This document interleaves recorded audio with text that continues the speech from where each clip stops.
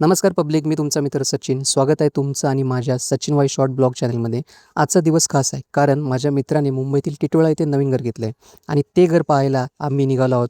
तर चला तर मग तुम्हालाही फिरवतो. मस्त थंड पाणी पिऊन आम्ही नवीन टिटवाळाकडे रवाना झालो. सध्या प्रोजेक्ट अंडर कन्स्ट्रक्शन असल्यामुळे सेफ्टीसाठी हेल्मेट घालूनच आत जावं लागतं. खरं सांगतो, घर एकदम मस्त आणि प्रशस्त आहे.